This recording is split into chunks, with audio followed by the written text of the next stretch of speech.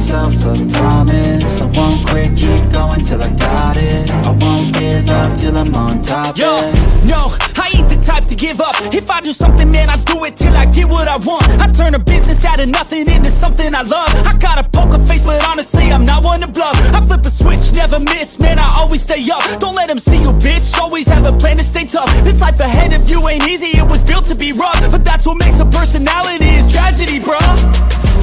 So keep your head on your shoulders. Now we ain't out here moving rocks, we out here moving. Yo, what is up? And it's King. We're back. We're in the building with another 7,200 second podcast. I got my guy, Coach Dante, as always, is here. Coach, what's going on, man? I'm good. You know, happy football in effect. You know, WNBA in the playoffs. You know, my Wings one win away from advancing to the second round. So I'm ready. I'm ready to talk some ball. I'm ready to get into it. I ain't got nobody to root for in the WNBA because my team is only watching on the couch. But it is the top of the hour. And Coach, what do you got to say now? Yo, so you know, with the y'all, if y'all not familiar with none of these, you know, always, just in case, you know, some unfairness come out, you know, I always go find something, you know, go to my investigation stuff. So when Coach Dante was digging, you know, the first time I ever did this, you know, the first play I did it on, you know, Joel Embiid. I did an investigation on Joel Embiid. So, and to tell you that, Joel Embiid investigation wasn't looking good at all. He was guilty of all charges for the 76ers as well. So other than that, this time, this is a good investigation and a bad investigation on one point. One of them is innocent, and one of them looks, you know, pretty odd, pretty not so well right now. But what I want to get into is I don't hear the same energy about Bryce Young. Y'all remember when C.J. Stroud threw that interception against New England, and you got Twitter people and everybody else was labeling him as a bust already, and I was seeing jokes on Twitter about Ohio State quarterbacks not panning off. And this is only on preseason now.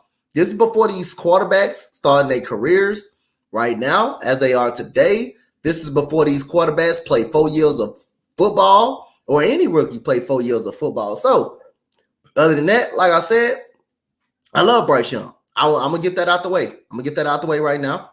I love Bryce Young. I'm a big Bryce Young fan. I am a big Bryce Young fan. And I wanted Bryce Young up out of the draft.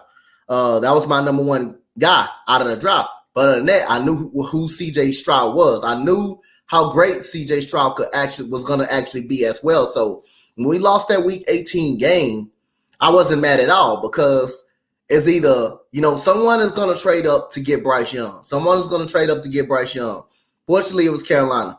But if we stayed put, I knew we would have C.J. Stroud. We would get a quarterback as well, a very good one. So I wasn't mad as why other Texans fans mad. But my problem is C.J. Stroud threw the interception versus New England, and everybody killed them and said Ohio State quarterbacks never panned out before this guy played even 2 games. Now, what am I trying to get to, Coach Dante?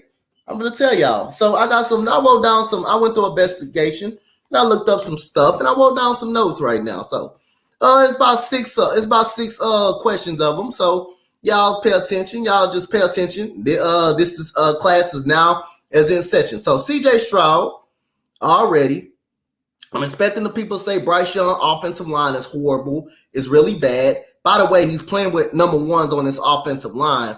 And CJ is doing on all this with 4 streamers on his team, 4th-string offensive linemen. Now, mind you, we have 2 safeties out, 2 of our safeties out, Jimmy Ward and Jalen Peach. We have them out. We have 4 offensive linemen out, which means Laramie Tunsil, our rookie center, Drew Scruggs, is out. And we also have Kenyon Green. We have Kenyon Green out. We have Titus Howard out. So that's 4 of our offensive linemen right there that is already out right there. So other than that, C.J. Stroud notes started with last week. We had 30 of 47, 64 completion percentage, You had 384 yards, 2 tubs, a quarterback passer rating of 103. By the way, CJ Stroud also became the first, also surpasses Justin Herbert for the second most pass completions in 2 career games. As of right now, CJ Stroud is 4th in the league in passing yards with 626 passing yards. Also, CJ Stroud numbers are the most through 2 games in franchise history. That is the Texans franchise history, y'all, ladies and gentlemen. That is the Texans franchise history already through 2 games. So that was number 1 right there. That was number 1 right. That was number 1 right there. So number two, you have CJ. That was number 2 that I read y'all. Number 1 and number 2. So number 3, CJ Stroud passing yards 384 was the second most by a player up the age of 21 or younger since the merging tells only. Y'all don't know. Y'all not gonna be able to guess this, but guess what? Matthew Stafford with 422. That was in 2009. So CJ Stroud becomes the second youngest quarterback at the age of 21 to throw damn near over 400 yards. Cool McCain, that's my guy. I'm talking about our boy CJ Stroud though. The other than that, CJ Stroud officially the first quarterback from Ohio State to throw 380 plus yards. 380 plus yards. Passing. You know who he passed up? Justin Fields. Justin Fields has played 27 games, while CJ Stroud has only played 2 games, and CJ Stroud has already passed him up and already thrown over 400 yards, and he already passed up Justin Fields. Already. So we got question number 5. We got question number 5 right here. CJ Stroud is currently second in the AFC. What I said is 626 passing yards. He is currently, that is number 5 and 4 that I just read. He is currently second in the AFC in passing yards through 2 games. Now I'm expecting CJ Stroud, to go through a little struggle, and it's going to happen. He's going to go through a little struggle. He's going to do that. All quarterbacks are going to do that. And the last but not least, CJ Stroud also has faced the 3rd highest pressures rating, 44.4% toughest his first 2 games. Notably, the Texans were without 4 offensive linemen on Sunday when CJ Stroud was able to avoid pressures. The rookie quarterback has recorded the 2nd highest net rating at 91% and a EPA of 29 plus 29.5. So all I'm saying, Bryce Young gets the excuses. Bryce Young did not get killed right now when he threw 2 interceptions last week and also had a fumble this week. So Bryce Young already has 3 turnovers. 3 turnovers in 2 games. CJ hasn't had one yet. Now all I'm saying, let's keep that same energy. Ladies and gentlemen. And that is the top of the hour. Coach Dante notes on CJ Stroud. But all I'm saying, let's keep the same energy, regardless of towards any player that we are debating about. Let's be consistent. CJ Stroud is already second in the league in passing yards. Bryce Young already has 3 turnovers. Should have been 4 because he fumbled the ball twice last night. Should have been an interception last night. Bryce Young played a bad game. And if you want to say Bryce Young offensive line is not good, CJ Stroud has been sacked 11 times. CJ Stroud has been sacked 11 times. He has been hit 10 times within 2 games, and the man is still almost throwing for over 400 yards. So don't give me that damn excuse about Bryce Young offensive line is bad because CJ Stroud missing 4 offensive linemen, and the offensive line is god awful. These are offensive linemen that are supposed to be on somebody down practice squad, and he still was able to throw over 400 yards. And thank you, Keith, for giving me the floor on that. We're just about to give you a new segment called Sounding Off with Coach Dante. At the top of every hour, there go Coach Dante. Last week it was Kevin Porter Jr. This week is keep the same energy when y'all talking about Bryce Young and CJ Stroud. So there you have it, y'all. That was Coach Dante with his rant. He stayed up and did some notes. He had to dig in deep and get his investigation going. And there you have it. So what does the jury decided on this? Oh, the jury decided on this that the verdict for CJ Stroud is innocent, and now the verdict we gonna have Bryce Young doing community service. There you have it. All right, so we're gonna get into the recap of week 1. Well, first, before we do that, we got some headlines to go over. Crazy stuff happened yesterday at the end of week 1. We had he said, "What's going on, Vinny?" It wasn't a pissed off, but it's the energy that people gave, the shit that people gave CJ Stroud because he threw that interception against the Patriots, and Bryce Young in AR-15 throw turns the ball over. You don't see the same energy. Bryce Young, CJ Stroud was labeled a bust when he threw the interception versus New England. And they were cracking jokes about how Ohio State quarterbacks don't pan out. But then again, CJ Stroud doesn't have an offensive line. He's getting hit a lot, but he's still able to throw over 384 yards. But Bryce Young gets a pass from throwing 2 interceptions, fumbling the ball, losing a turnover, makes 3 turnovers, and couldn't even move the ball up the field yesterday. Can rally outside of that drive that he made at the end of the game, which is, I believe, that was the Saints playing more prevent defense than anything. Outside that drive, he couldn't get nothing going. So other than that, CJ Stroud, with a bad offensive line, was able to move the ball consistently up and down the field. Down the field. Now, granted, I'm a big Bryce Young fan. But like I say, I also knew what type of quarterback CJ Stroud was coming up out of the drive. I knew he was going to be a great quarterback, and he showed signs. But wait till you get that offensive line intact. If he gets upright, you don't want him. The one thing you don't want CJ Stroud to do, you don't want him upright, because if he's upright, he's going to play 7-on-7 football all day long.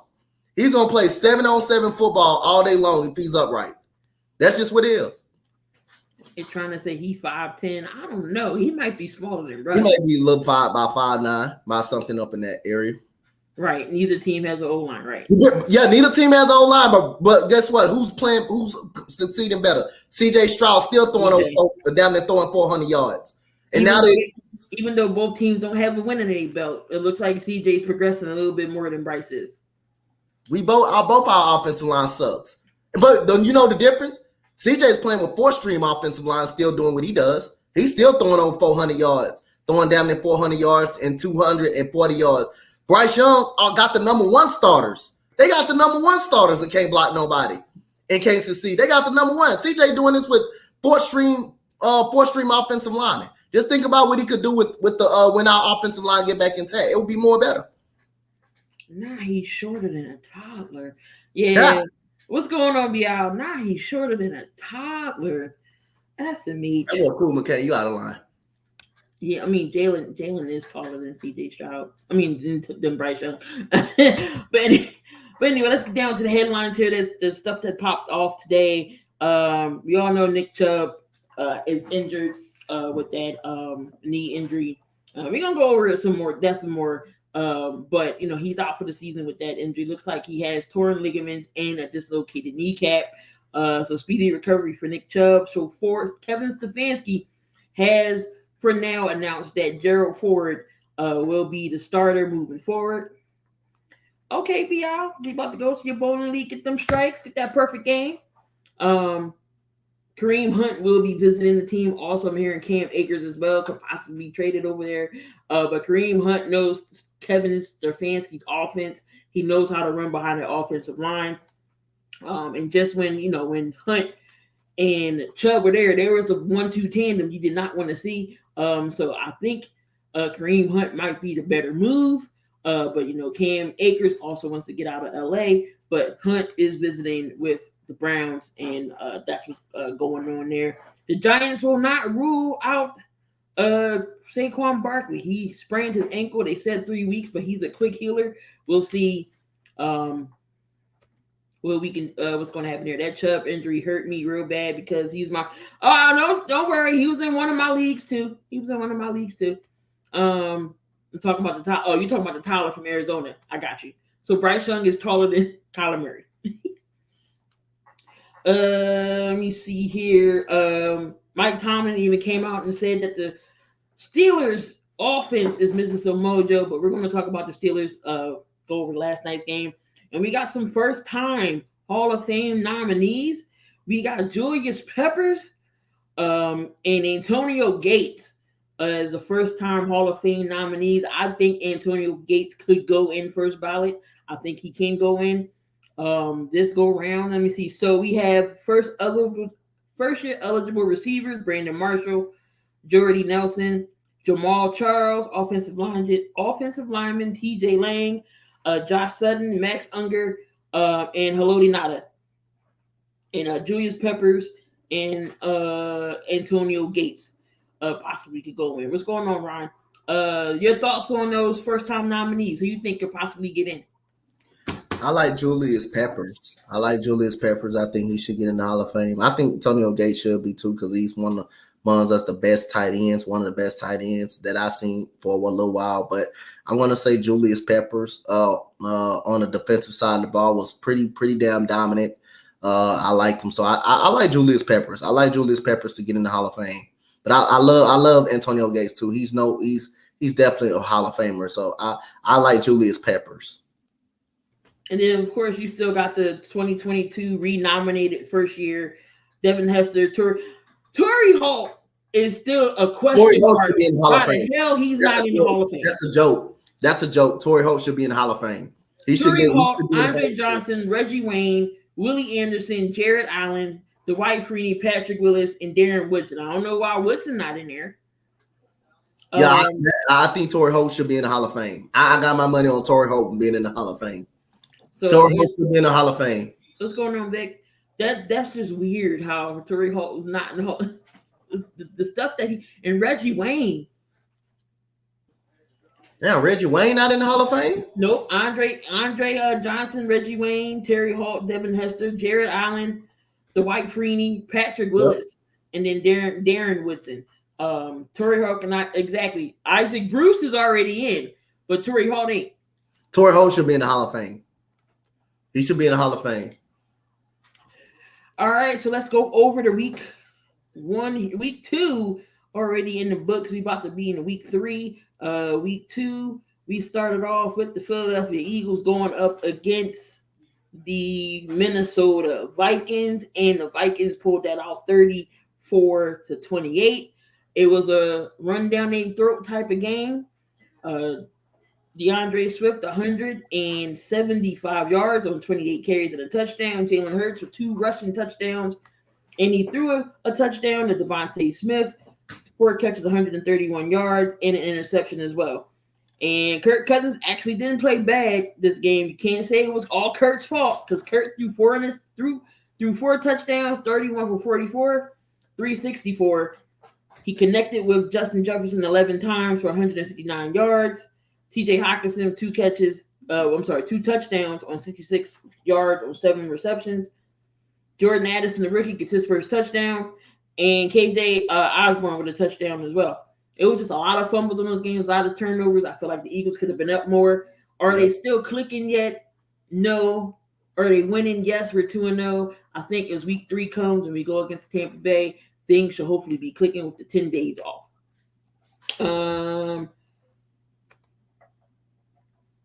They should be side by side. Honestly, Holt should have gotten in when Moss and T.O. got in. I agree. So the Eagles get the job done Thursday night. We head over to Sunday's games. We all knew the Bills was going to win 38-10. Josh Allen came back in rare form against the Raiders. So Josh Allen was 31 for 37, only missed 6 passes, 274, 3 touchdowns. We had James Cook finally hitting the 100-yard mark. Thank you, because he got the damn ball. You see? 17 got the damn ball. carries, 123 yards, and Josh Allen only had 7 yards rushing. Thank you. That's what I'm trying to say. He's not the running back. Running backs run the damn ball. It's not the running backs. It's not the running backs. The running back's not a problem over there. Gabe Davis, 6 catches, 92 yards and a touchdown. Stephon Diggs, 7 catches, 66 yards. So maybe they'll go back to this Sherman McDermott will go back to the damn running game. Of course, and the Raiders only had 10 points. Ain't nothing happened over there. Jimmy G, 2 touchdowns, interception, 2 interceptions and a touchdown for Jimmy G. And of course, Devontae Adams going to get his numbers. So the Bills take that. The Ravens are 2-0 in that AFC North. We're going to talk about the AFC North. Joe Burrow still 0-2. It looks like he re-aggravated that calf injury. Lamar Jackson, 24-33, 237, 2 touchdowns. Gus Edwards was the leading rusher, 62 yards. Nelson Aguilar had a touchdown, 63 yards, as OBJ gets hurt again. But the Ravens pulled the game off by 3, 27-24. We had the Chiefs rebound from their week 1 loss against the Lions, 17-9 against the Jags. Get Travis Kelce and Chris Jones back. So Mahomes, typical Mahomes day, he threw for 41 passes, but only connected on 29. 29 or 41, 305, 2 tubs, and a touchdown. Pacheco only 70 yards. Sky Moore finally got involved in the offense, 3 catches, 70 yards for a touchdown. And Travis Kelce being back gets his first touchdown of the year. And Trevor Lawrence didn't have no touchdowns, but he was 22 of 41, 216. He didn't really do much, but Christian Kirk, 11 catches, 110 yards. So the Jags actually falls to 1-1 on the season. Then we also have the Titans and the Chargers in a tough game, good game there, but Titans pull it out 27-24. We're going to talk about the Chargers too. A lot to talk about, but Justin Herbert, 27 of 41, he threw 41 times, 305, 2 touchdowns. Keenan Allen went off in this game, 8 catches, 101, and 2 touchdowns. So what's going on, Bobby? Of course, Bobby got something to say to you, Dante. Oh, yeah, that's all right. Breece Hall got robbed 4 catches, exactly. But Tannehill. That's why me and Cool get along. He always think like how I'm thinking. Tannehill, 20-24, 246 and a touchdown. Derrick Henry, 80 yards. Trayvon Burks, 76 yards, the leading receiver. Of course, you got the Seahawks and the Lions. This was a good game, too. The Seahawks put it off in overtime. Tyler Lockett with the game-winning catch. Geno Smith, 32 of 41, 328, 2 touchdowns. And again, DJ Metcalf, 75 yards on 6 carries. But Tyler Lockett was the man of the hour. Was the man in the game, 2 touchdowns, 8 catches, 59 yards. Garrett Goff threw an interception in 200 and some odd games. That was only his first interception he ever thrown. Jared Goff is not bad as everybody think he is. He's good. 35. He's a very good quarterback. Jared Goff, very good quarterback. 223. He had 3 touchdowns in that interception. Amon-Ra St. Brown, 6 catches, 102. And David Montgomery, he did get hurt. Jahmyr Gibbs only had 17 yards. The Packers in Atlanta. Atlanta is 0-2-0 in that South, in that NFC South division. Jordan Love is carrying his own. He don't look bad in that offense, 14-25. He had 151, 3 touchdowns. He spread the ball around to Jaden Reed with 2 touchdowns, and then Wicks had a touchdown. But Desmond Ridder, he was 19-32, 237, 1 touchdown, 1 interception. Bijan Robinson, 19 carries, 124 yards. Yeah, no go UT. And Drake London got involved in the offense, 6 catches, 67 yards, and a touchdown.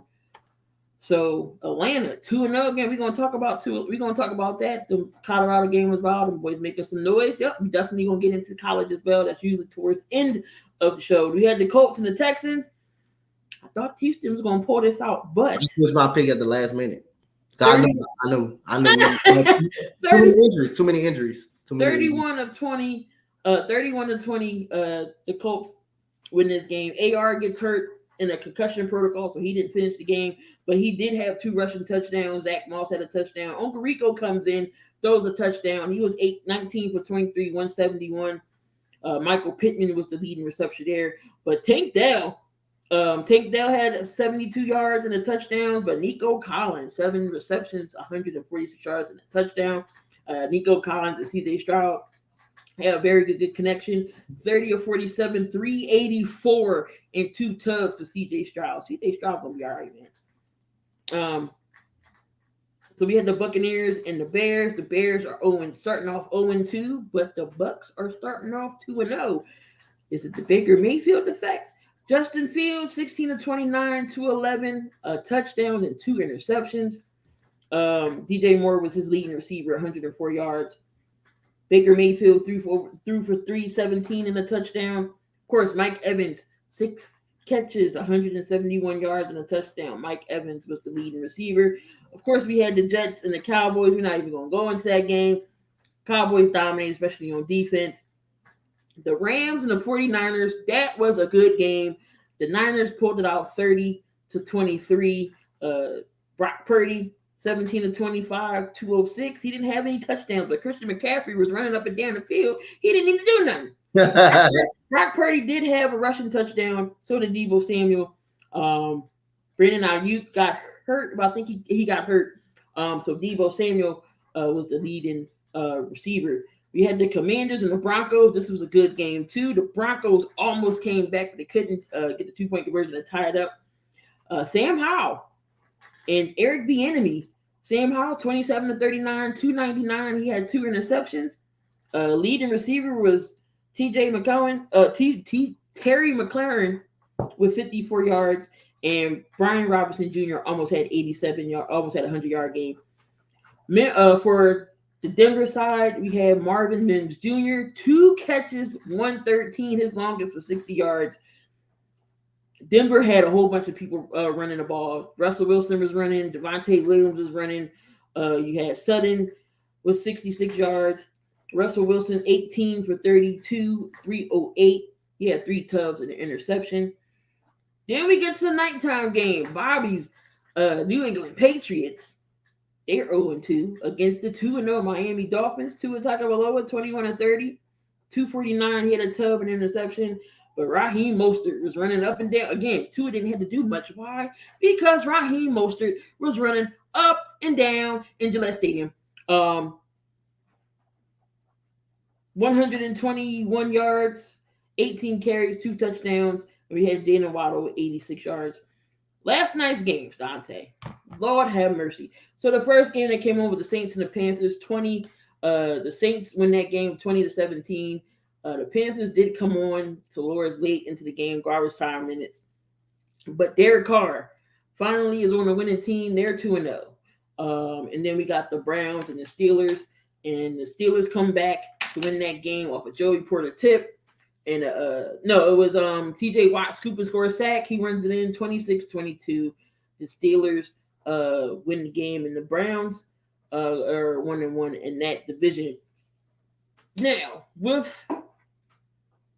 the Browns and the Steelers, is Deshaun Watson playing like the contract that he got? Hell no. In the first 2 games. Hell no. He's not playing like the contract he got.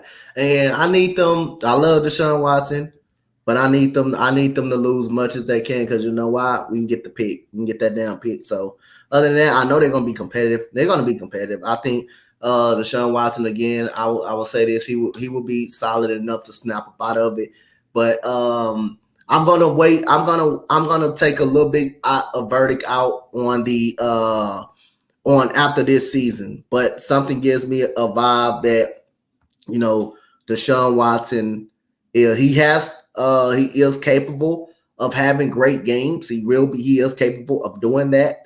But when he go up against a pass rush that is really good, you know, he can't handle it. He can't handle a pass rush that is really good. So other than that, I'm gonna keep a verdict on Deshaun Watson and just say I'm gonna wait till the end of the season to determine him. But right now, he's not looking like the $230 million quarterback that the Browns are paid him. He regressed He regressed pretty much a lot. But like I said again, he turned the ball over 2 times.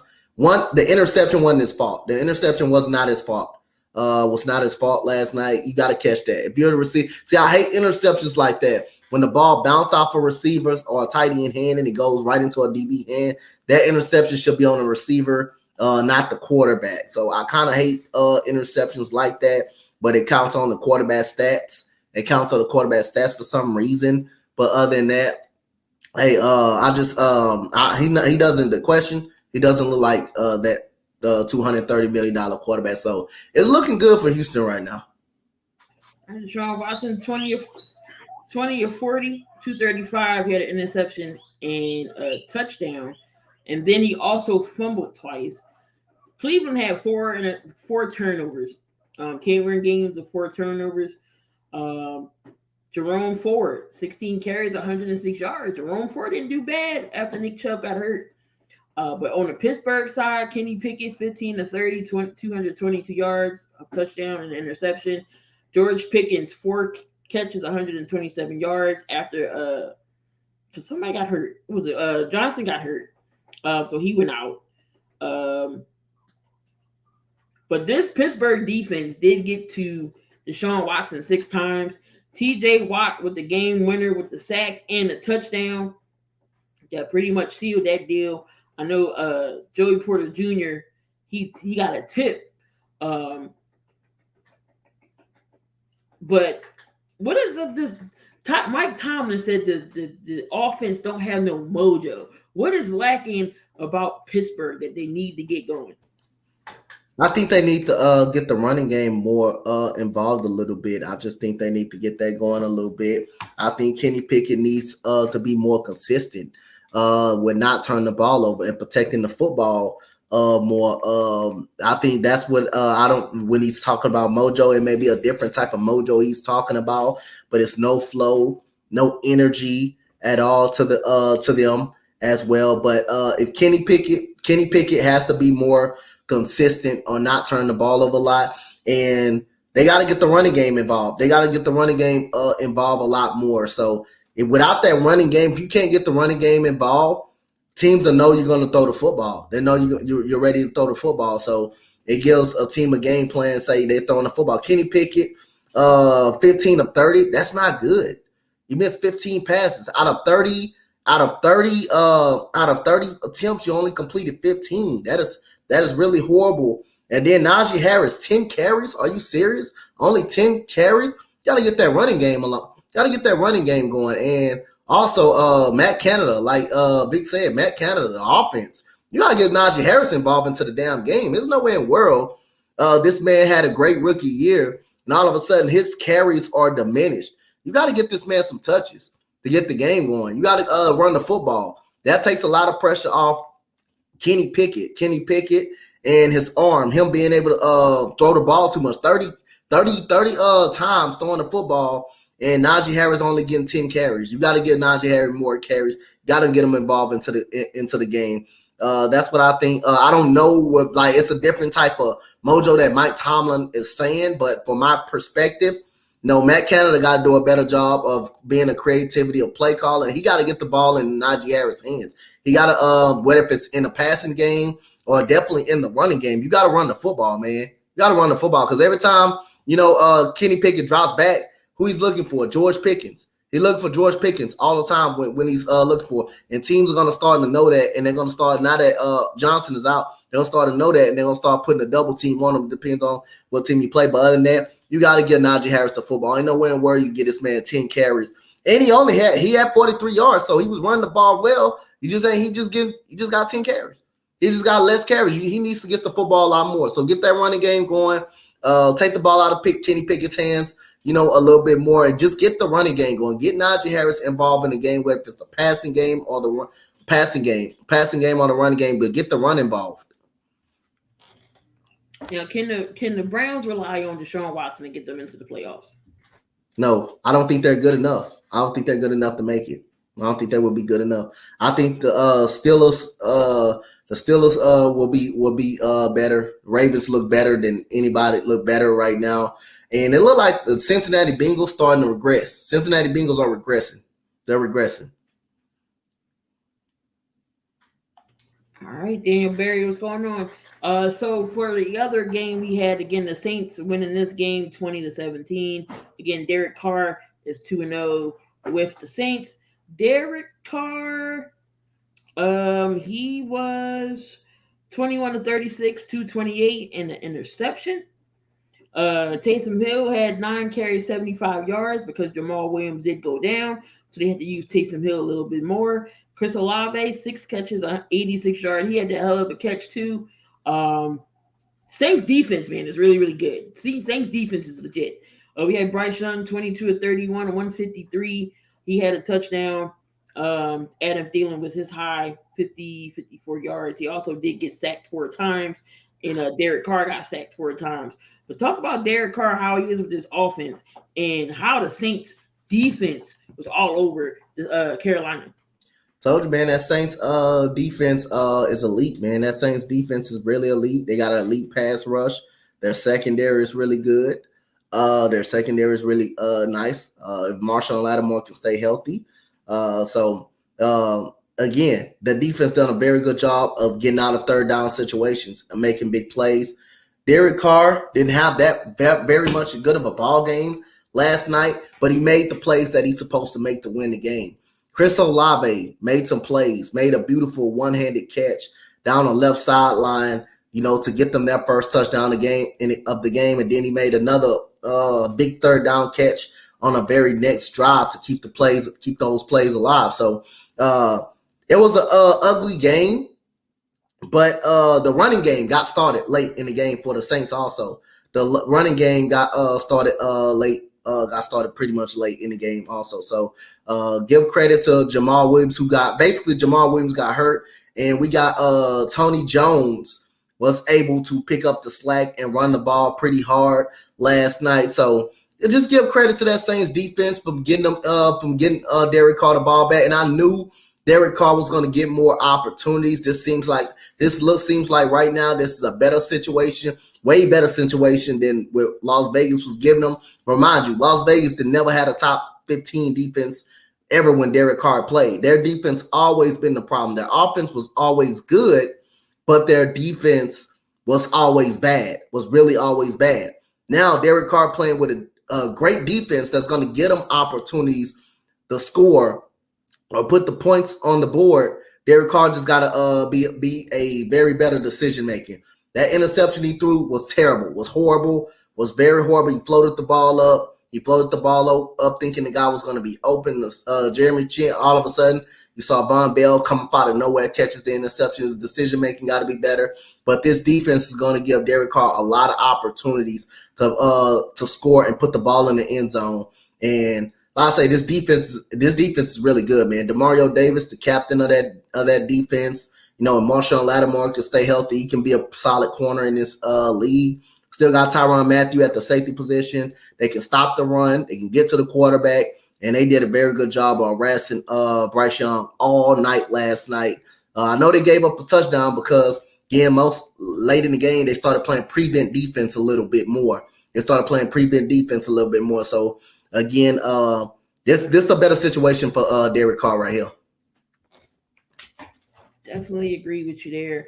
I know Bryce Young, he don't have any real weapons around him. I know he got Mingo, who they got as a rookie. You got Miles Sanders, Chuba Hubbard. But Bryce Young, I'm not really worried about. He's a rookie. He's going to learn. He's going to learn the offense. He'll be fine. But, like you said in the top of the hour, keep that same energy. But before we get into fact or fiction, Coach, it's time to bring out your list. And let's see who is number 1 on your list. All right, so like I say, don't get me wrong, man. Like I say, it's gonna be a number 1 win on the list. So every year, every list I have key always put on who's on the list, so I would know how many times the person appeared on the list. But you're gonna see a lot of these players. Hey, you may see sometime, may see a lot of times. And sometimes I avoid some of the very great players because I don't want to keep putting the same player on the list, even though I know they can make the list each and every single time they can. But other than that, I'm going to start my list this week with Navissa Collier out of the Minnesota Lynx. Got a big, huge game 2 win versus the Connecticut Sun. You talking about someone that is a walking bucket, man, coming off, a year before last, her pregnancy, coming back early pretty much. She came back late in the season. She actually came back late in the season, I think, with the last 7 games of the season. She with a full year last year. She was really good. Now this year, man, this girl can shoot. This girl can post up. Navissa Collier is a walking bucket, and that was a big, huge win for the Minnesota Lynx, which is they started off 0-7 this year. They did start out 0-7, lost a lot of close games. People saying they were the worst team in that WNBA. And they lost every close game that you could imagine early in the season. They rebounded. Give credit to that coach, too. She kept that team going. Diamond Miller goes down early in the season against my Dallas Wings on an ankle injury. She comes back. She does pretty well. They had a pretty good rookie season.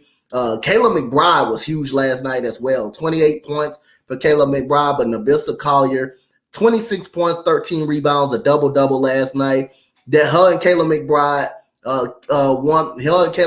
was a huge difference of why they going back to Minnesota to try to close out the series. To try to close out the series versus the Connecticut Sun. And the Connecticut Sun, you are too good to be losing in the first round. You got a damn near MVP in Alyssa Thomas and DeWanna Bonner over there. That defense better get it to goddamn Ghetto, because that's no easy place to play it. Not in no Minnesota. Y'all better get it right. Y'all better get it together. You already lost Jacquel Jones. That would be an upset. Yep, you already lost. If Minnesota wins, that's an upset. That is. You already lost Jacquel Jones last year. You already lost her last year. You may lose some more people this year. You better get it together. Better go in now in Minnesota and find a way to come up out of that victorious and go to that next round. Because if you don't, you got a problem in Connecticut. Now, I know Brianna Jones was out. I know she's out. No, she's hurt. But again, Livia Nelson-Adota, she got to step up. You need other people to step up. To play. That's why you have a team. That's why you have a very 15, 16 people on the roster. Got other people that need to step up. So I don't want to hear no excuses about, yes, Brianna Jones being out makes a big difference. Yes, it does. But Olivia Nelson-Adota ain't out for no reason. She ain't on that team for no reason. She's pretty good. She's been playing good last time I checked. But Navissa Collier is number 5 on this list.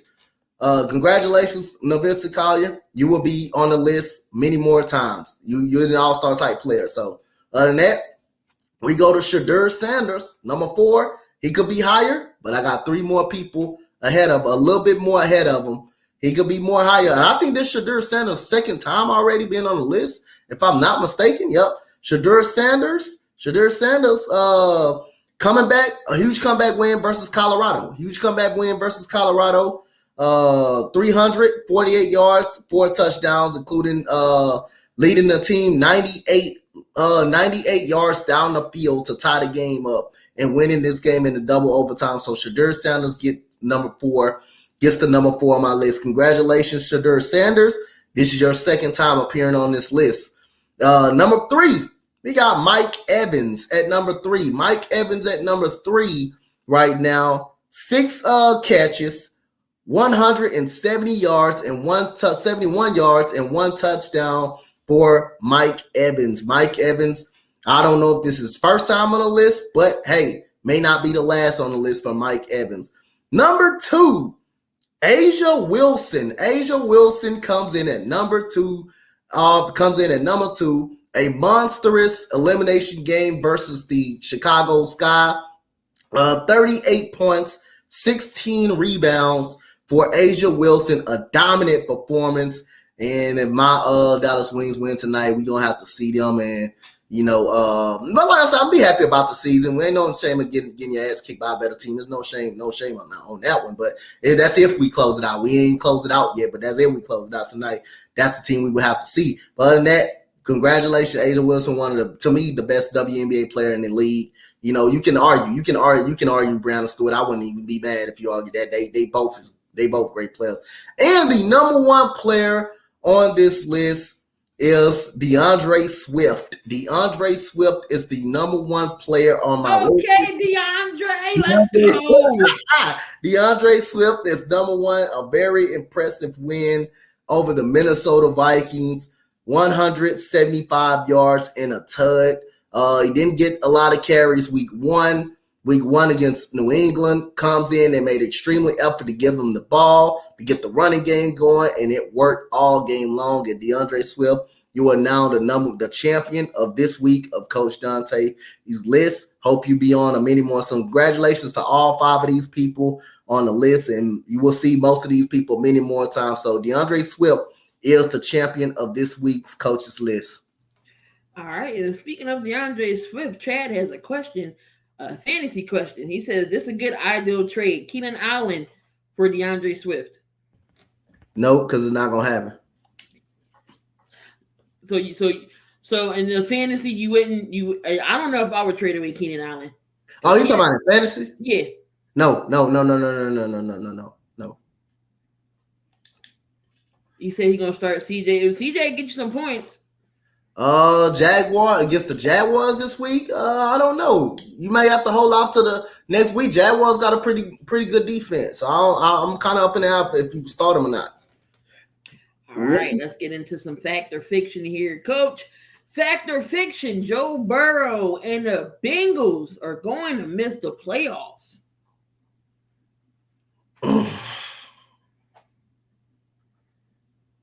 Depends on how long Joe Burrow's out, though. I don't know how long he's going to be out. It just depends on how long it's going to be out.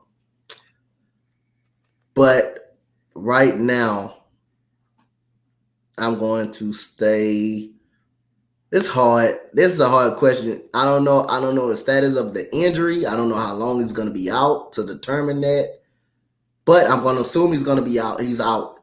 So I'm going to say fact, they will miss the playoffs. I think if they go down 0-3, it's not going to be looking good from there.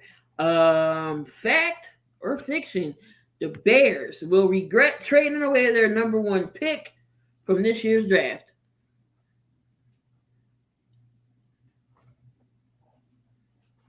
They will regret trading away their number one pick for this year's draft. That will be fiction.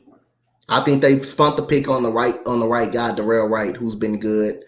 They weren't gonna get a quarterback anyway. They weren't gonna get a quarterback, so I think that's fiction. I'm gonna go fiction on that one. They needed help on the offensive line. That's what they got, Darrell Wright. They shouldn't. They weren't looking for a quarterback. They weren't never gonna get a quarterback. They were always from the moment looking to trade that number one pick. So I'm gonna say fiction. Baker Mayfield's Buccaneers are NFC contenders. Fiction. Hell no. And fact or fiction: Broncos will move on from Russ. Fact, after this year. And the Dolphins will win the AFC East. I'm still saying fiction. I'm still holding my end to the bargain on the Buffalo Bills. All right, there was your fact or fiction. A couple more things to talk about here in the NFL before we move on. Some things going on in the NBA, not too crazy. But speaking of Joe Burrow, in that AFC North, has the AFC North taken a step back? Only one team taking a step back, and I will say Cincinnati. I think Baltimore is strong. I think Cleveland could be pretty strong, serviceable at times, can give you trouble, even though Deshaun Watson ain't playing well as himself. But I still think Cleveland gives you a lot of trouble. And I think Pittsburgh has a problem outside of Kenny Pickett. I would say outside of Cincinnati, who's regressing, I would say it's still pretty strong. Now, should we be worried about Joe Burrow? Yes, you should be worried about Joe Burrow because he had an ACL injury his first year, and now he has another injury, and he aggravated the same injury that he left with in training camp. So, yes, you should be more concerned about Joe Burrow now. Jamar Chase is already saying how they need to go deep more. Jamar Jamar Chase only 7 catches, I think 70 yards so far. What's going on, Jake? What's going on, Jake? Make sure to subscribe to the channel. Forgot to say it in the beginning because Coach had something to get off his chest. But we are on the Sports Wave Network. Make sure y'all link is in the description. Make sure to follow all of the Waves links and social medias. What team are you surprised that are 2-0? What team am I surprised that's 2-0? I'm surprised Tampa Bay is 2-0. 2-0. I'm surprised they're 2-0. They look really good. Baker Mayfield looks fine, looks pretty good, but I don't think they're going to keep it up long. But I'm gonna say Tampa Bay. I think it's surprising that they're 2-0. My surprise 2-0 team right now is Atlanta. Of course, Desmond Ridder. We all don't know what he's about. He got in last season. Didn't really do too good last season. The first 2 games, he hasn't looked bad. Bijan Robinson. Last game went off for 124 yards. The first game was Tyler Algier. They didn't get Drake London involved in the first game, but he's involved this game. Should they use Kyle Pitts more? Oh, well, yes, that's a narrative you want to use. Yeah, that they should use Kyle Pitts for, but we don't know what these quarterbacks are seeing on the field. We don't know what they're looking at on the field. They could be looking at him cover. They don't want to force the ball to him, and you don't want to force the ball to something that is actually not there to him. So I don't know what they're looking at on the field, but yes, he does need a lot of touches, but at the same time, I ain't going to complain about a player that's not getting the ball because we don't know what these quarterbacks are looking at on the field. You never know. He could be double coverage. He can be covered and not be getting open. Same thing as a receiver. So we don't know what the quarterbacks are out there seeing. But in reality, yes, you want to get him the ball as much as you can. You want to put him in situations where it's a one-on-one situation where he can get the ball. That's why it's so important, for Drake London to step up and make plays. That's why it's so important to run the football very well. That way that can free up Kyle Pitts to get some opportunities. Simon said, "What's up with Drake London?" The first game he just didn't get targeted. This game he got more catches. Okay, so we got Miami. Well, Miami is always a team that starts off pretty good. Baltimore starting off 2-0. Dallas, I'm not worrying about Dallas because guess what? They start off hot last year, and Dallas fans, just wait. Because you know why? Because you're an accident waiting to happen. And when you get your hopes all up, you crash every time and get the fan base all hyped about going to the Super Bowl, this, and this, and it comes crashing down. So just wait, because it always happens. Washington, are you surprised Washington's 2-0 right now? No, I'm not surprised because I know they got a good enough team. They got a good enough team to be competitive. They got a good enough team to be competitive. Sam Howell's looking solid. He's looking solid. Terry McLaurin is a number one wide receiver. He just didn't get a lot of recognition because he's been playing with bad quarterback play basically his whole career. Their defensive line is really good. Really good. Is actually really good. So I'm not surprised that they're 2-0, and they look really good in Eric Bieniemy's offense, play calling and scheme. So I'm not surprised that they're 2-0. They got that competitive team. They're a competitive football team. They're not a bad team. They're not a bad team at all. And what's going on? So Carter Ray says, "Facts. Appreciate you for being here in the building. Make sure you come on back again next week." What teams are you shocked that are 0-2? And Jake, I hope you're still in here because we about to talk about your Chargers. What teams am I shocked that are 0-2 right now? I'm more shocked in the Cincinnati Bengals of being 0-2 at this point, especially the way Joe Burrow has played. But when I'm shocked, when I most definitely is shocked about this Chargers defense, the way they perform. This Chargers defense is horrendous. It's actually bad. A bad defense. Their offense is really good. Their offense is scoring. They put up 27 this game. They put up how many? I think 30 plus points last game, and they still lost because of that defense can't get off the field when needed to. But I still think the Chargers are going to recover. I got them in a wild card situation. I still think they're going to have time to recover. But it's not looking good on that defensive side of the ball for the Chargers. I want to say I'm shocked that the Bengals are 0-2, but I'm more surprised about The Chargers start because of the defense. The offense is really putting up points, and that's why all the slander from Justin Herbert. What you want him to do? You want him to go out there and play defense too, and hit somebody too, and cover somebody. You want him to do that as well. But other than that, the Chargers defense is just pretty bad. It's just bad overall. So other than that, I'm more shocked that the Cincinnati Bengals are 0-2, but I'm more surprised at how bad that Chargers defense have been playing. So Dallas fans, y'all can laugh all you want, but it's not Kellen Moore. It's not Kellen Moore calling them players over there, because offensively they're getting it done. It's the defense that's selling them. Do you think that they should have got rid of Brandon Staley right at the end of that game against the Jaguars? They should have gave him his pink slip. Is Brandon Staley on the hot seat? Yes, he should be. If they don't make the playoffs, or if they lose again in a wild card situation, yes, he should be gone. This should be his last year. He should have been fired on the field the moment he lost that 27-point lead. He shouldn't have went home on that. He shouldn't have went home on the plane. They should have gave him his pink slip right then and there. They don't even worry about your services, sir. Your services are done. But no, Brandon Staley is definitely steaming right now. His butt is toasty. I mean, it's toasty. It's not on fire yet, but it's getting damn near close to being toasty, like a marshmallow. But I don't know. Something got to give with the Chargers. Herbert is putting them in positions, and they didn't have Austin Eckler last week, and they still was finding a way to put up points. This defense. I mean, Khalil Mack. You still got J.C. Jackson, who haven't been the same J.C. Jackson since he left New England. Joey Bosa, can he stay healthy? I don't know what the Chargers are going to do. Derwin James, he's still there. He's doing what he can. It's just the Chargers got to get that defense off the field. Breece Hall. What's going on, Mo?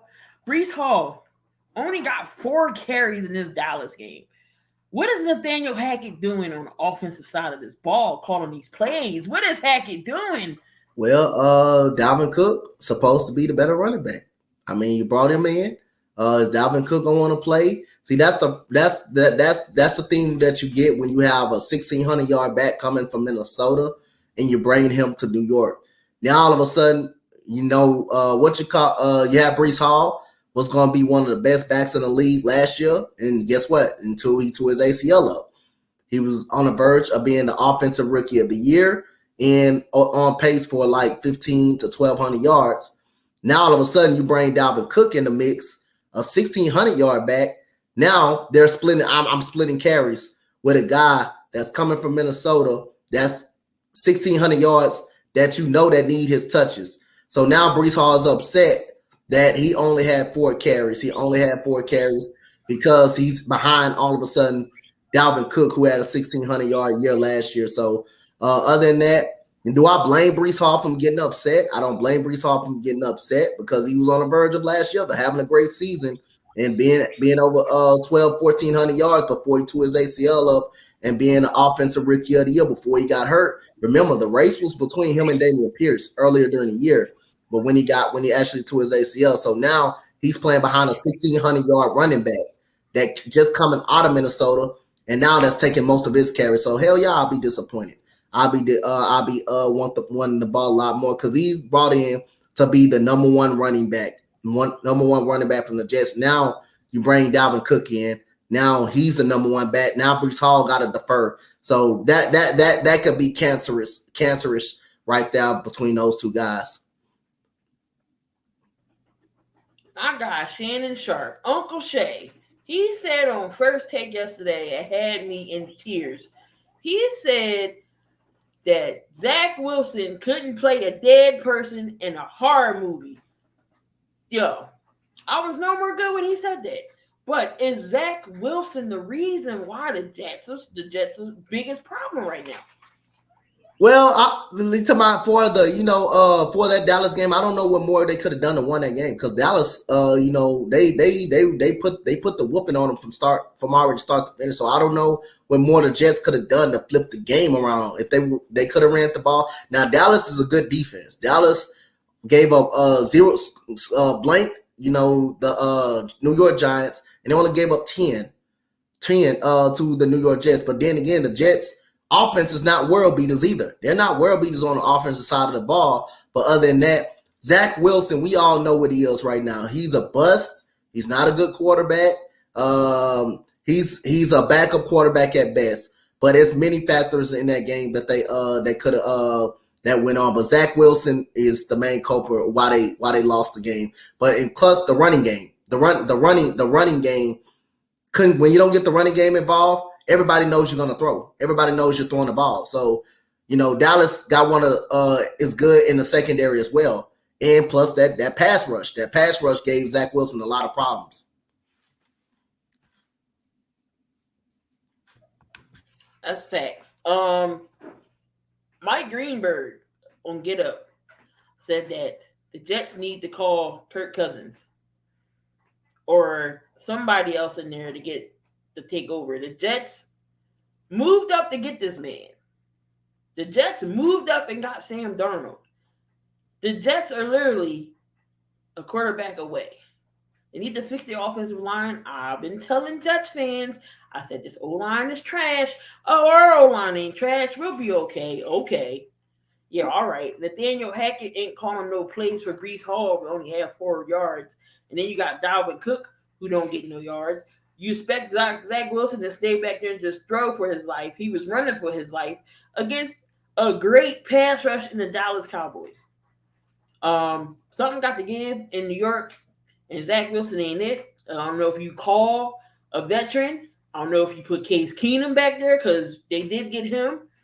Call Uncle Rico. Well, I would say call for Uncle Rico because AR is going to be in concussion protocol, so I'm sure he'll be back.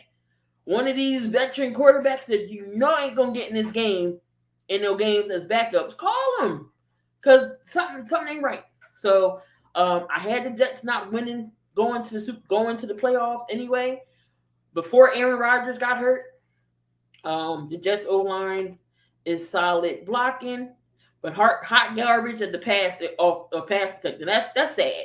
So if they're not bad run blocking, this means you need to run the damn ball, Hackett. Run the ball. You got 2 capable running backs to run the ball, and it will open up the passing game for Zach Wilson to find a Garrett Wilson, to find his other receivers.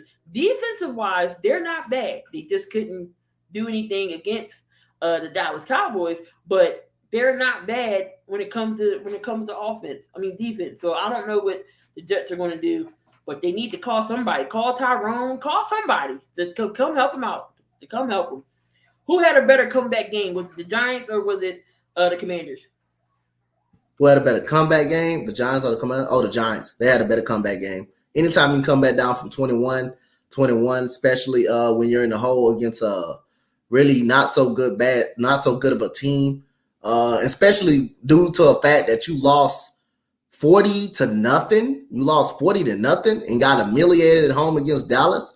I would take the Giants. They had a better comeback game. Hell, so I can talk about some call Cap. We haven't seen Cap in 7 years. Call Cam Newton. He ain't doing nothing. I'll take a Cam Newton right now over a Zach Wilson. I'm just being real. Jury said the midgets are still trash. Yeah, I gotta take the Giants come back because I was like, they can't score again. They was looking pretty bad. They got blown out 40-0. And then they was going up against the Cardinals, and Josh Dobbs was lighting them up. Josh Dobbs was lighting them up. Josh Dobbs didn't actually look bad though. When he was back there, had good poise, had good passes. He ran for a touchdown. They couldn't stop James Conner to save his life, but something in the second half clicked with the Giants, and it stuck. I mean, they're going to be in trouble if Saquon isn't healthy. I know Matt Breida ain't the best running back, but he's there. Mo said he'll get a call before Cap. Put Mo in the game. I bet you Mo can throw better than Zach Wilson. Hell, me and Dante can play better at quarterback.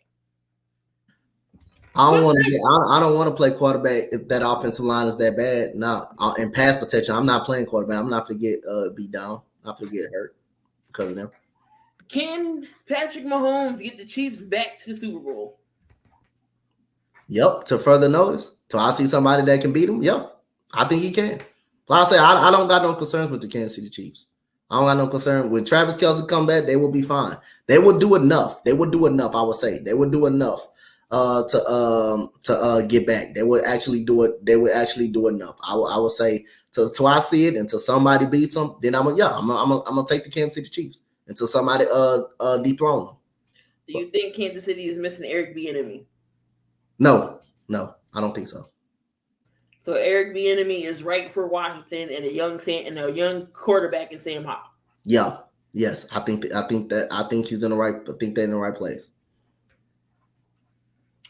Who would you rather have, Micah Parsons or T.J. Watt?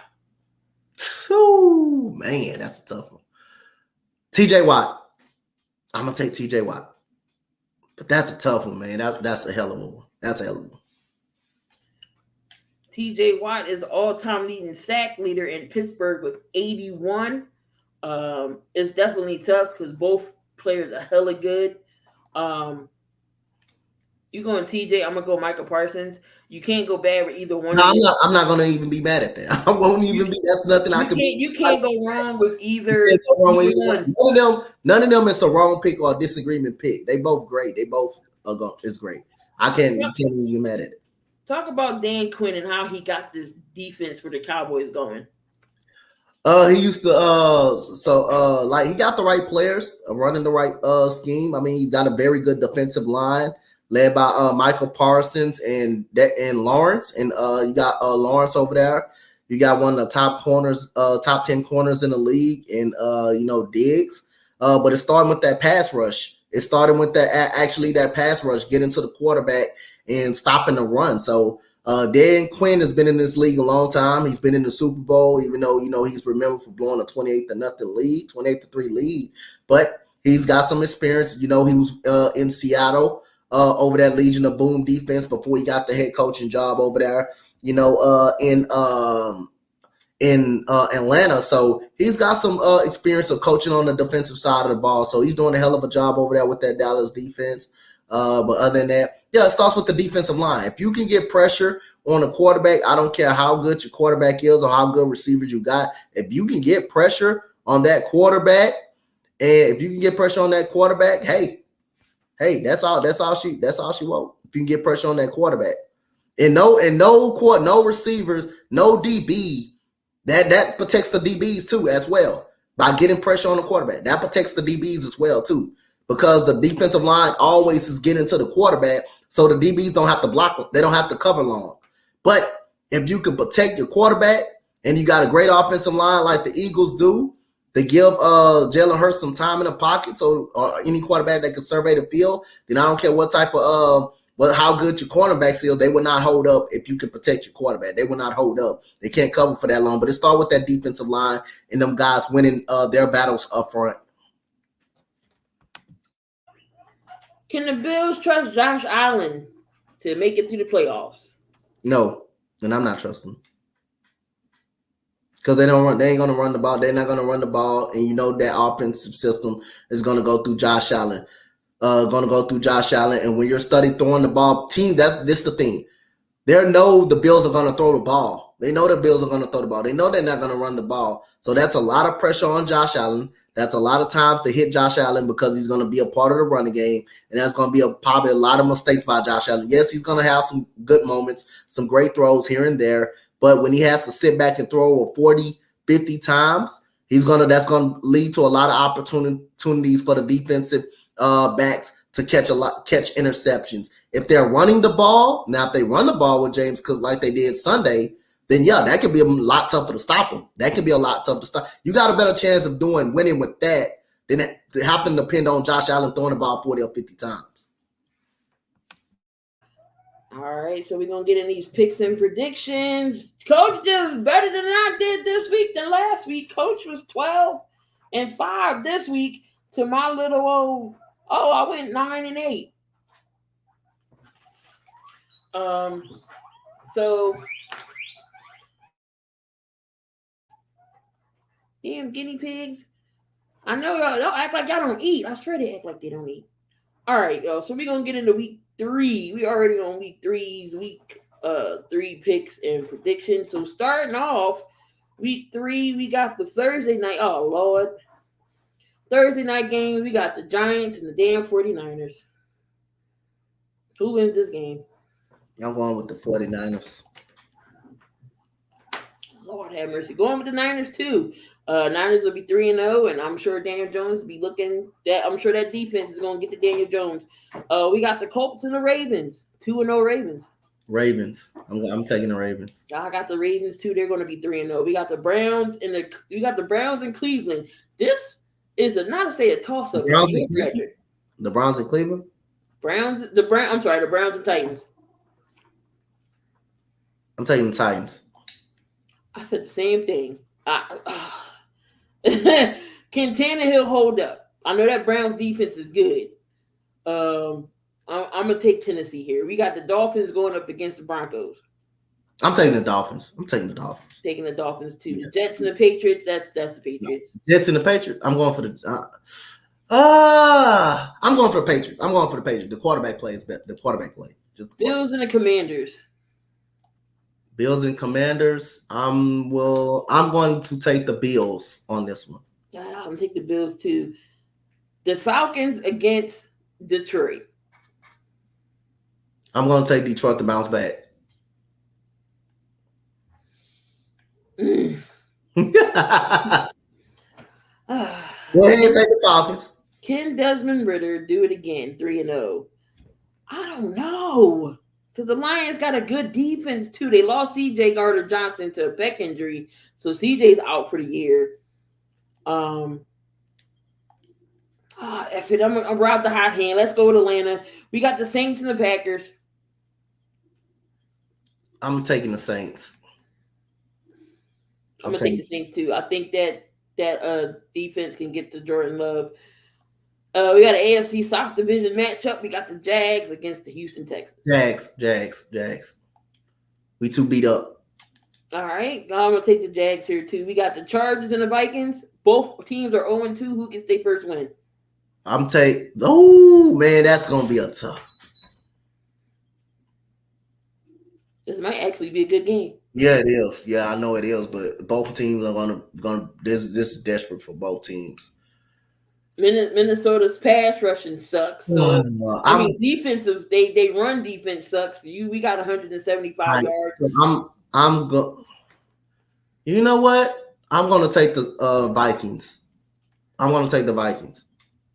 But you can't go wrong with neither one. You can't trust neither one of these. I'm gonna go with the Chargers here. I think. I wanted to go with the Chargers. If Eckler comes back, they're gonna run the ball with Eckler.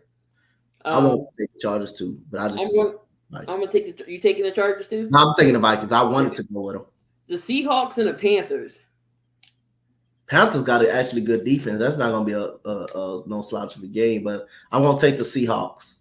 I'm taking the Seahawks as well. The Panthers lost Shaq Thompson last night. I think he's done for the year. No. Cardinals against the Cowboys. The Cowboys. I'm going for Jonathan Gannon is not beating Dallas, and if they do, I'm going to laugh my ass off. We got the Bears going up against the Chiefs. Chiefs. Oh yeah, Chiefs. That's going to be a stone cold. Yeah. Butt kicking. Bears are going to go 0-3.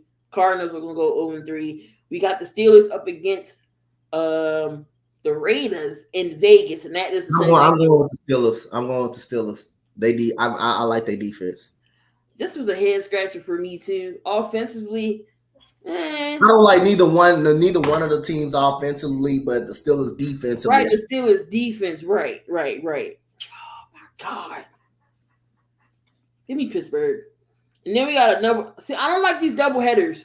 So we got another doubleheader. We got the Eagles against the Bucks. Both teams are 2-0. Who is going to lose this game? And it won't be Philly. I'm taking the Eagles here to beat Tampa Bay.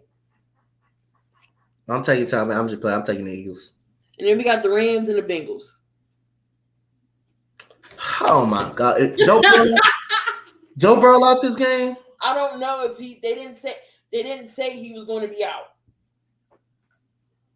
Oh my! So he's questionable. He could be, but I know he re-injured. He re-aggravated his What calf. the game is played at? What the game is played at? But they didn't say if he was going to be out or not. The game is in it's in Cincy.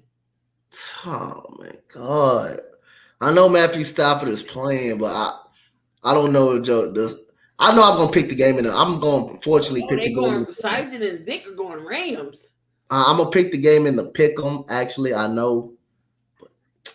This is a tough one, man, because Joe Burrow ain't playing, and when he is playing, he ain't playing good. They didn't say he wasn't going to be out or not. No, I know, but that's a that's kind of a question.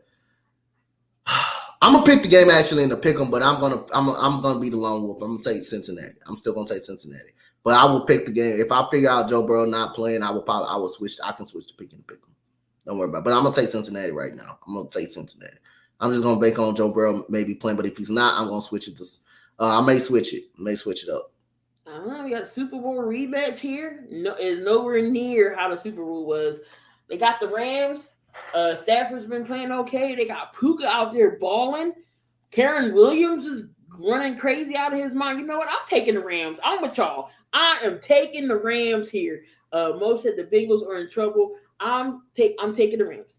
There you have it. I'm taking the Rams. Taking the Rams. Dante's taking Seattle. Taking. I'll be the lone wolf. I don't have no problem being the lone wolf. I am taking the Rams. I like how the Rams played against the 49ers. That was a good game. I'm gonna take the Rams. All right, we're going on to the NBA. Finally, Daryl Morey. Listen to me, y'all. And Daryl Morey never listened to me. You know what he went out and did besides that? Bringing Danny Green back for whatever reason why he would bring Danny Green back. But he went out and signed Kelly Oubre, 20 points off your bench type of wing we need that can shoot. Dante, that Kelly Oubre to the Sixers. I like the move. I think this is the one move that I'm okay with. I'm okay. I'm a big fan of Kelly Oubre. You know, he's from the city of Houston. He's from the city of Houston. But you know about these Houston people, though. You know about these Houston people in Philadelphia. That could be a dangerous combination. But when Kelly Oubre is actually healthy, he can put up 20 points. He can score 20 points. So I'm a big fan of that move. I think that's a good move coming off the bench. Just need to stay healthy. I think he can score. He can shoot. He's got a lot of athleticism. And I think he's still young. He's about like 26, 27. So he's still got a lot of time. He's still got a lot of time. I remember watching him personally down here in Houston. So that's a pretty underrated move. That's a pretty good move, man. I like that. I'm a fan of that move. All right. So we all know, but definitely, I was a fan because when we signed Danny Green, I was like, Kelly Oubre was still out there. Daryl, what are you doing? And then, sure enough, he gets him. So I was happy about that. Oubre can score the rock. He's a streaky shooter. I'm a fan of that move. That man, that's a good move. That's a hell of a move. I'm a fan of that. Wemby is going to play in Paris for the Olympics. Well, we already knew that. He's from Paris. He's going to play with the France team. Would Joel Embiid be on the France team? We don't know. Or will he play for the U.S. team? Because LeBron already stated that he wants to play for the U.S. team in 2024. LeBron, KD, Curry. So we'll see what's going on with the Olympic team. The Lakers signed Jared Vanderbilt to a 4-year extension. Rob is at it again, Mo. Good move for the Lakers here. Yeah, they basically keeping the band back together. What got them to the Western Conference Finals in the first place, even though Jared Vanderbilt, kind of checked out in the actual playoff Western Conference Finals. But I think they're running it back. But they're showing me they're actually running it back for another year, and with getting better on the bench and getting their deep bench better. So I like the move. I like the move out of Lakers. Like I say, I hate the Lakers. Don't like them at all. But you just gotta be honest about what direction they're going in. That was pretty good signing. They're keeping the band back together. What got them to the Western Conference Finals. So there were some teams that said that was in for a Dame besides Miami. But then the GM for Portland said, I'm not just giving up. I want anything in return. I want the house. So he wants to house the car, the kids, and the dog, and the mascot, and the arena workers, and whoever works in that port, whoever works for the other team. That's what he wants. And I don't blame Portland's GM for saying that. But do you think Dame still will get traded? I still think he gets traded, but I don't know if it be like I'm kind of in and out on Miami. I'm kind of in and out on Miami because I don't think Miami would give up the keys in the car in the house to everybody to them. They already lost Matt Screws and Gabe Vincent. They already lost two of those guys that was productive coming off the bench pretty much. You don't want to lose no more depth. You don't want to lose no more depth on your team. So I don't think it would be right to gut your offense, to gut your whole team for just one player. So, and give credit, like my boy Mo said, 1,000% agree with Mo. Portland is doing a good job of standing on their ground. Do not give them up. Do not give him up until you get the deal that would help your team. No, you're not going to bend over backwards for Damian Lillard. Yes, he deserves a right to go to a championship contender team or a playoff team. But as the GM, this is a business. You're going to do whatever it takes to get the right draft capital, the right players to help with your team. Portland already said they were tanking at the last minute of the season, which is the reason they sat Damian Lillard down. What's the reason they sat him? They sat him down. They already sent Damian Lillard a message. We're moving on by drafting Scoot Henderson. Damian Lillard did not want just Scoot Henderson drafted. They drafted him, so they showed you what direction that they were going in. So you hold on to him as much as you can. Don't let him come to training camp. Let him stay out. Y'all don't give a damn if it's in the end of the season. You got leverage. Damian Lillard don't have the leverage. Damian Lillard don't have the. Portland has some leverage to what they want to send him. Portland trades Damian Lillard. Remember, on their terms, not his terms, on their terms. So Portland is doing a good job, like Mo said. Hey, hold on to him, just like the Rockets did. He wanted to go to Philadelphia. The Rockets didn't send him to Philadelphia right then and there. They got the right draft capital from Brooklyn, and it's going to pan off for the Houston Rockets by letting go of James Harden when they wanted to. And then now those picks are looking pretty okay for the Houston Rockets. But if you're Portland, you hold on to Damian Lillard as much as you can till you get the right draft capital for your team. You do not come off of them or be in a rush to send them to any other spot. That's for any other spot. If the right team comes, they decide to give you the picks or whatever you want, you trade them to that, and you let them go over there and be disgruntled. And that becomes that team problem who traded for them. No, that's facts. I heard that Toronto possibly could be interested. I've seen another team that was interested, but he did say if he didn't go to Miami, if he was traded, he was going to sit out. I'm just over the Dame and Harden. Will they get moved? Hopefully. So this whole thing could be the heck over. We'll mess everything up, and a lot of people starting to lose respect for Damian Lillard. Man, like I said, I'm starting to lose a lot of respect for him because of the way he handled it. I understand he wants to go. He deserves, like I said again, he deserves the right.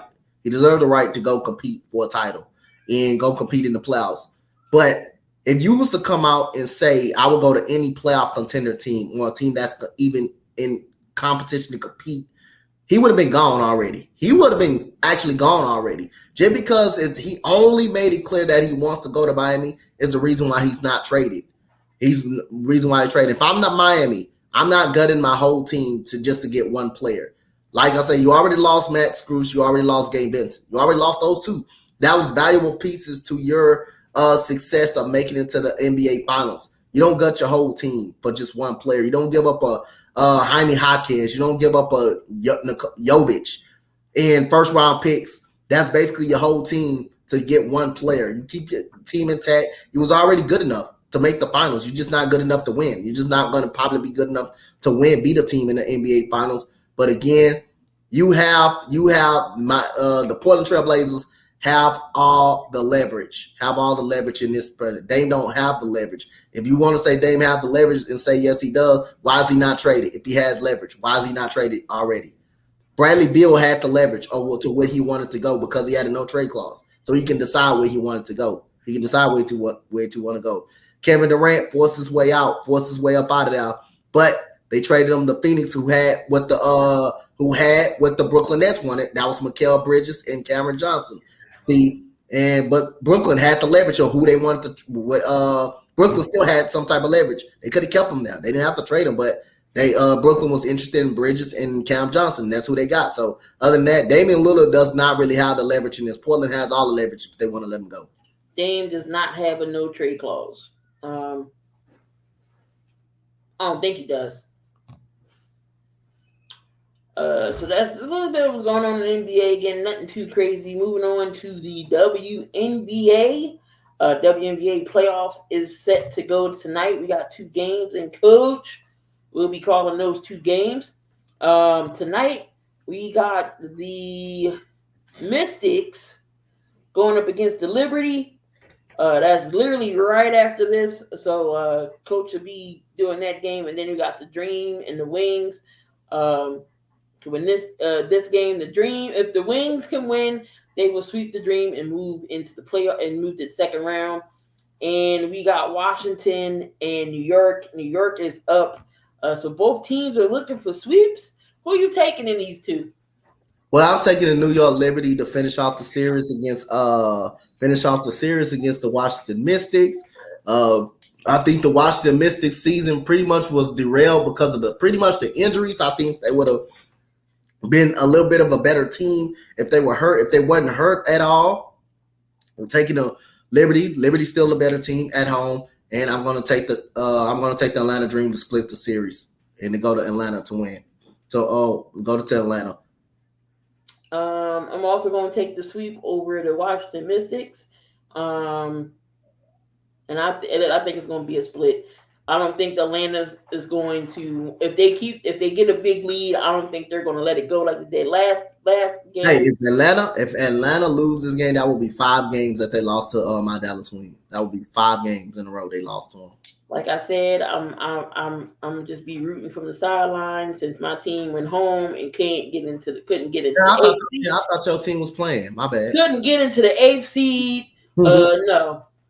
We would have got swept anyway, so it would have You ought to be glad you was out of it. You ought to be glad you was out of it. So it wouldn't have made a difference because the Aces would have beat us anyway. I'd rather be at home than get embarrassed. I don't want to be embarrassed in the first round. This is very true. So Alicia Clark was named the WNBA 6th Player of the Year. Alicia Clark for the Aces. She balled. She came off the bench, did what she had to do. I mean, she didn't have to really do much because the Aces pretty much dominated all season. But she wins the 6th Player of the Year. And then also Connecticut Suns coach, wins Coach of the Year. That one I was shocked by. Yeah. I thought they might have gave it to Tanisha Wright, the Atlanta's coach, or even maybe New York's coach. I knew Becky Hammond wasn't going to be in the running. I mean, she wasn't. Yeah, she don't need to be in the running. That team is too goddamn good. No. But the Connecticut Sun coach definitely shocked me there a little bit. I wasn't expecting that. But are you okay with her winning Coach of the Year? Yeah, I'm all right with it. They lost Shaquille Jones this coming off season. All-Star. They lost her, a former MVP. They lost her. They lost Brianna Jones in the Seattle game. So yeah, I would agree with that. I'm not upset at it. I'm not upset at it at all. I'd just rather give it to a team, give it to a coach that's probably more deserving. That's probably like Tanisha Wright or Coach LT, who's coaching my Dallas Wings right now. I'd rather give it to a coach on that wasn't really picked. That's really at the bottom tier of the playoffs. We already know that Becky Hammond was going to get it. The team is too damn good, and I'm not mad at that. We already know what type of team that the Liberty was going to have already. I wouldn't be mad if you gave it to the Liberty head coach. I wouldn't have been mad at that. But Becky Hammond, see why she didn't get it. She won it last year, and now the team is even better, probably better than last year was. So again, Alicia Clark, she wins it. Aces dominant over the 6th Player of the Year award, continues the season as veteran forward Alicia Clark took home the trophy. This is her 4th time in 5 seasons. that an Aces player has won Sixth Player of the Year, joining Erica Hamby twice and Kelsey Plum. In Clark's first season with the Aces, she proved to be a vital piece off the bench and on both sides of the floor. And the record winning 34 regular season games for the Aces, averaging 6.7 points, 3.4 rebounds, while shooting 38% from three. So Alicia Clark, and then Stephanie White wins Coach of the Year for the Connecticut Sun. A franchise winning record, 27 wins. Yep. Third seed in the playoffs. Traded away Jacquel Jones, and Brianna Jones tore her Achilles. And this is the fifth time that a Sun coach has won this award, no more than any other franchise. Did not know that. So that was a good fun fact there. Going into the last part of some college football, because I know Coach got to get ready to get out of here to coach to do that first game of the WNBA, which is the Liberty versus the Mystics. Now we got your Texas Longhorns. We got the rankings for this week. And it is as follows. Still number one is Georgia. We got Michigan still staying the same, but Texas moves up one to go to number 3.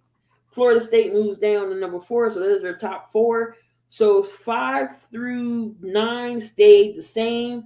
USC is 5, Ohio State is 6, Penn State 7, Washington 8, Notre Dame is 9, and Oregon moved up 3 spots to 10. Utah moved up a spot 11.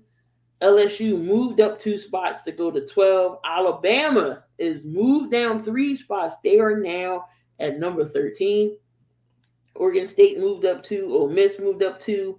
Oklahoma moves up 3. Duke moved up 3. They 18. Colorado moved down 1 from 18. They're 19, but they're number 19. We got Miami moved up 2 spots to 20. We got Washington State. They are at 21. They moved up 2. UCLA, they moved up 2. Tennessee actually moved down 12 spots to number 23. To number 23. Iowa moved up 1, and the one that is unranked first time will be the Florida Gators at 25. If y'all have not seen the Florida Gator news and stuff that is floating around Twitter, don't know if y'all know what happened at the end of the game against Tennessee. You know, they can't beat Tennessee to save their life. With 7 seconds left, with seconds left, Tennessee's coach decided to call a timeout. I don't know what for and why he would call a timeout, knowing they're not going to win this game. But anyway, it's 4th and 16. Florida gets the ball just to run the clock out. And what does Tennessee do? Take a shot at Graham Martz. And guess who wasn't having that? All of Florida's offensive line, and a fight broke out. If y'all have not seen that video, go peep it, because you know why? My cousin was the one who was throwing punches at number 5 Tennessee player because he hit his quarterback. And what do you tell the kids from Little League that play on the offensive line to protect their quarterback at all times? And he was defending his quarterback. So number 54, Micah Mazuka, that is my blood cousin. And I'm not saying that, we got, people that's cousins. No, that's really family. He plays offensive line for Florida. Look it up. Go to Barstool, Florida. They already got him voted down as president.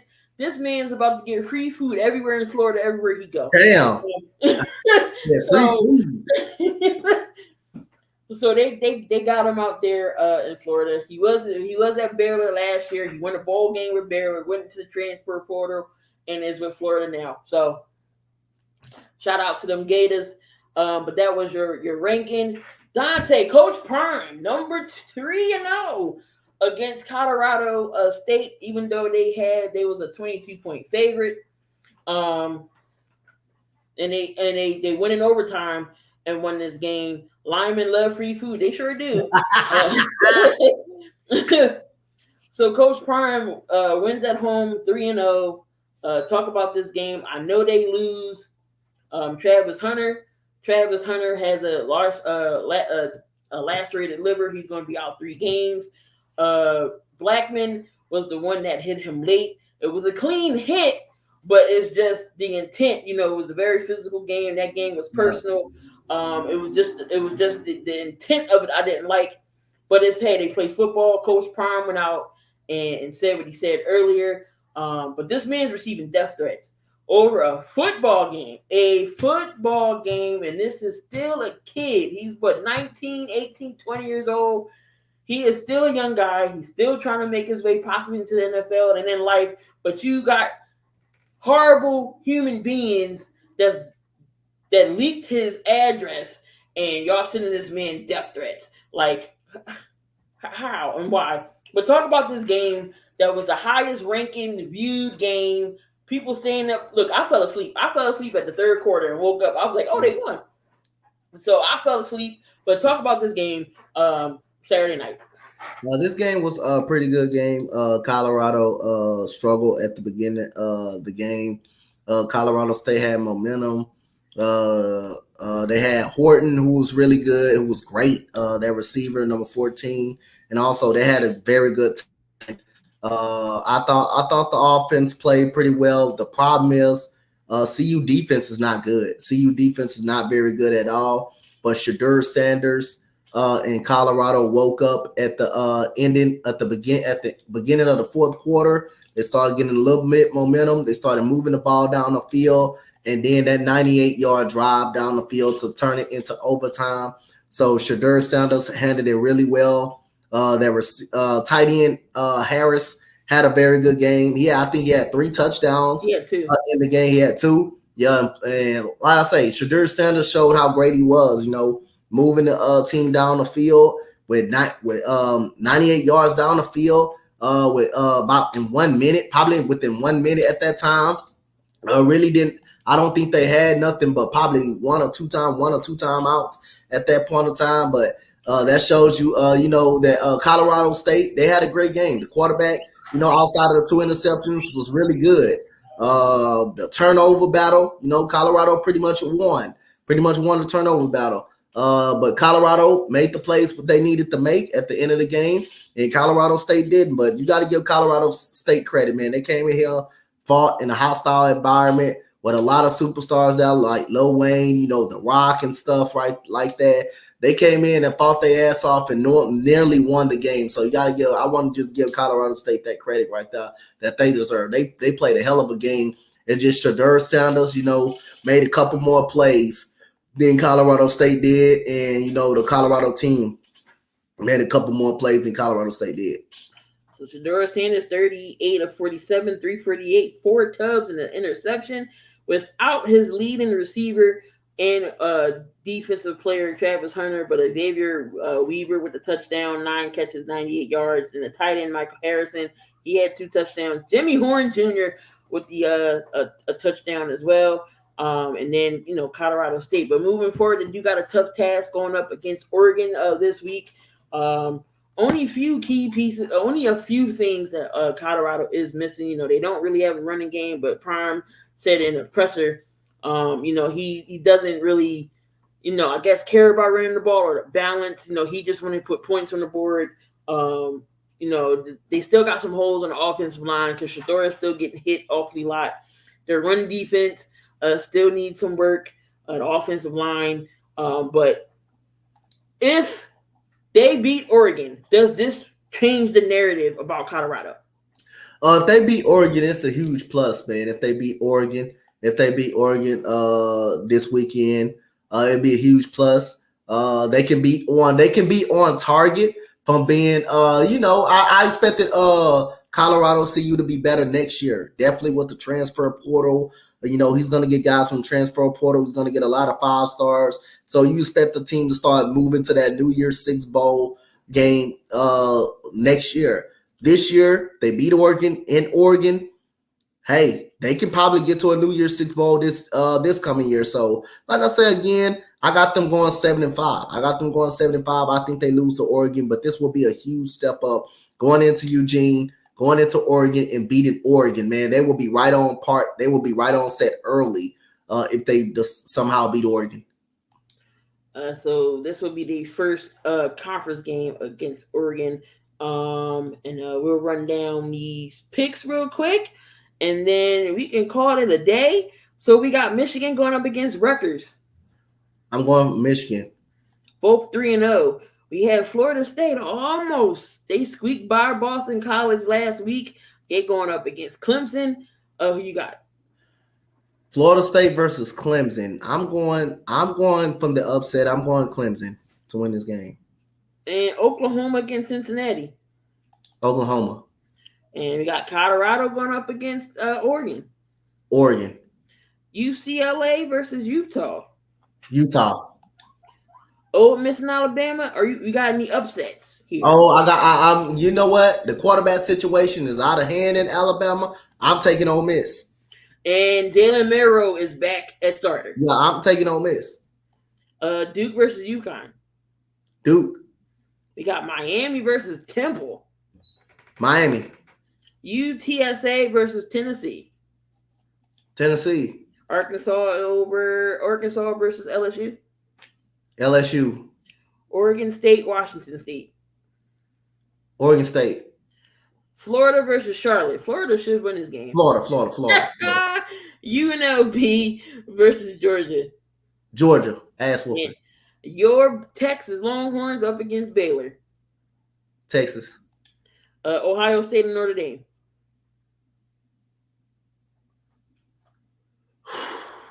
I'm taking Ohio State. Notre Dame's 4-0. State. Iowa versus Penn State. Iowa versus Penn State. I'm taking Penn State. North Carolina versus Pitt.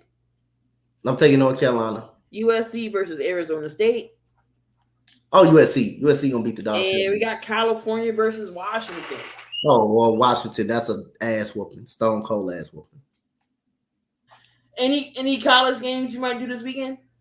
Yeah, I'm gonna try to get a couple of them in. I'm gonna try to get a couple more of them in this weekend. I gotta see what's on the I think the network schedule was on the schedule on TV schedule, but I should better get a couple of them in this weekend. All right, and there you have it, guys. So another episode is in the books. I believe we are at 68, y'all. 68 episodes of 72. Again, remember, watch out for that 100th episode jersey giveaway. So make sure y'all look out for, Twitter and YouTube posts to see how you can join in. And it's nothing hard to do when we give away. So all you gotta do is comment on the post or something and get your entry in. And but Coach will be on his channel doing WNBA, so tune in for that right here at 9:00. Make sure y'all come back for the Snake Sports Talk Show. Jake will run down everything that happened last week, and then last week in the NFL and other stuff. I know MLB's getting closer to the playoffs, locking up these wild cards. But how's your Astros looking? They got the wild card? Huh? Your Astros got a wild card, right? No, they went in the division. Oh, yeah, went in the division? Okay. Yeah.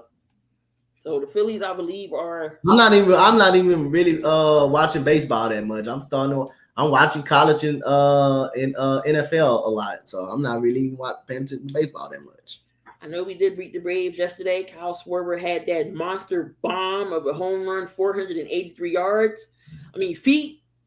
Had Ryan Howard sitting in the stands watching. But there you have it. Another one in the books. Appreciate y'all for being in the chat. Again, y'all are the fuel that makes the show go. Love the interaction. Again, make sure y'all tune in next week. We got more shenanigans. I don't know if Coach is going to have another rant at the top of the hour, but who knows? He might, he may not. But make sure y'all tune on back in. We got another one in the books. Again, appreciate y'all who are in the chat. Mo, Syjan, as usual. Vic, Cool, all of y'all. Thank y'all so much. Again, to another episode next week. We see y'all. Y'all enjoy the rest of the evening.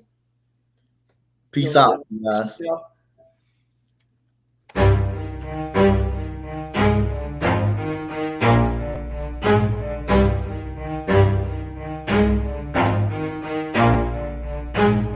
Never stop, I'll get it if I want it. Gotta make to myself a promise, I won't quit, won't give up till I'm on top. Yo, Yeah. no, I ain't the type to give up. If I do something, man, I do it till I get what I want. I turn a business out of nothing into something I love. I got a poker